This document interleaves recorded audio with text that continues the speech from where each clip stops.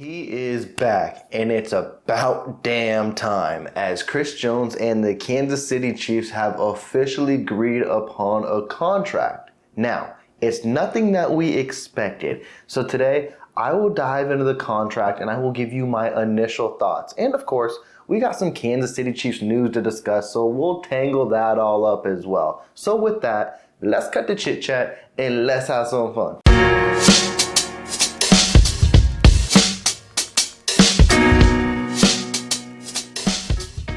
Hallelujah, it is officially over with. We are done talking about it for now. As Chris Jones and the Kansas City Chiefs agreed on a one-year deal worth up to $25 million. Now, when you hear that, that is not what any side expected. Chiefs Kingdom, the Chiefs organization, and Chris Jones. So, what happened here? And from initial thoughts, it's Chris Jones' agents effed this up. Now, not even 2 weeks ago, last week, we got initial reports saying that the Kansas City Chiefs had a 3-year deal worth up to $27.5 million yearly on the table.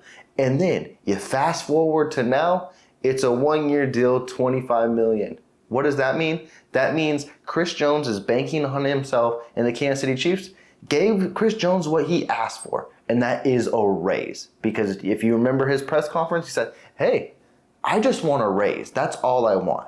And that's what the Kansas City Chiefs granted. Now, I do believe the Kansas City Chiefs wanted to lock down Chris Jones long term, but the numbers weren't working out, and the negotiations, they were hard. They were hard fought, obviously. This has been going on throughout the whole offseason, and now we are into the season where Chris Jones has officially missed a game, and he watched it in a suite in Arrowhead, and you got to know that didn't sit pretty with the fan base, and it probably didn't sit good with the organization. Now, what does this mean for the team moving forward? I think at the end of the day, I am happy that we have him back for this year. And yes, you got to emphasize that, because when you focus on that in a whole, and when you see this 1 year, $25 million contract, I really believe this is probably going to be Chris Jones' last year. If not, going into the next offseason, Chris Jones is going to have a different representation. There we go, struggling on big words, going into the offseason, because I really believed his agents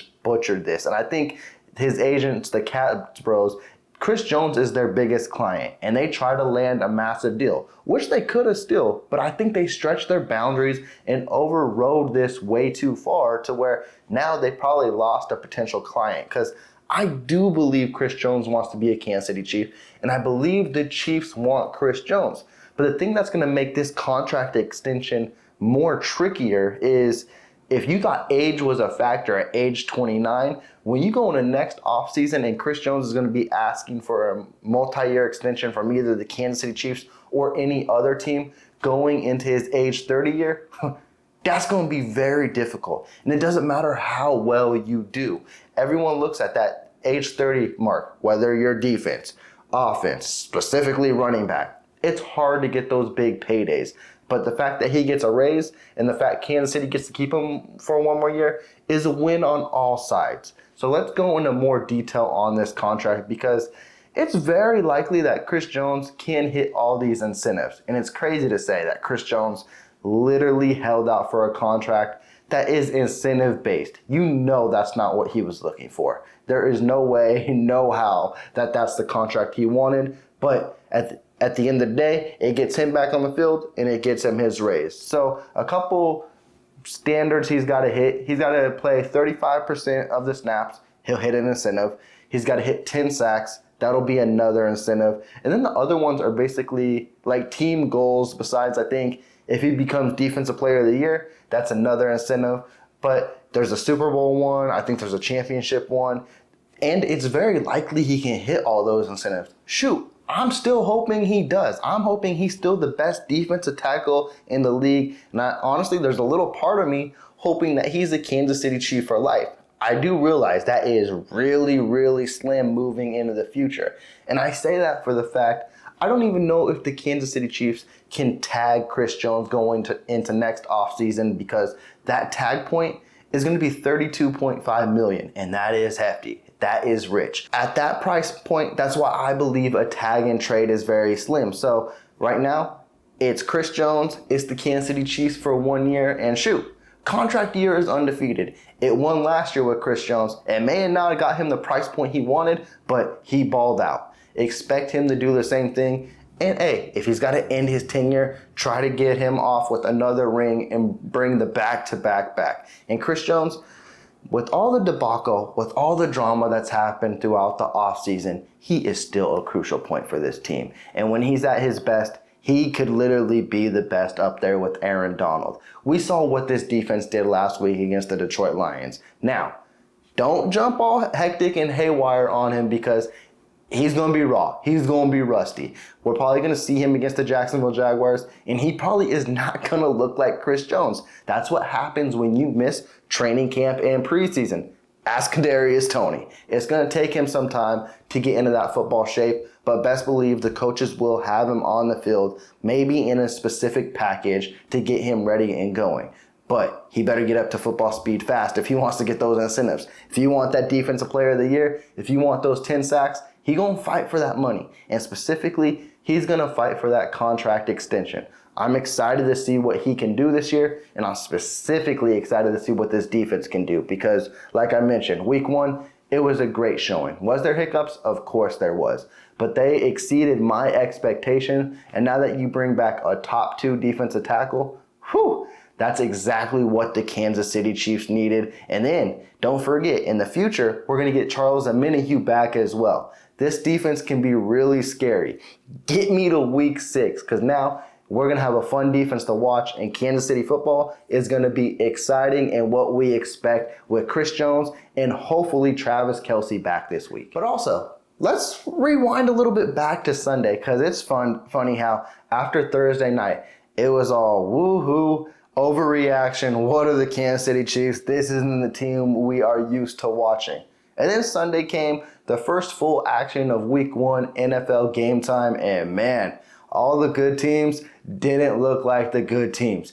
Yes, I'm talking about you, Cincinnati. Yes, I'm talking about you, Buffalo. Unfortunately, the Jets had a devastating injury with Aaron Rodgers.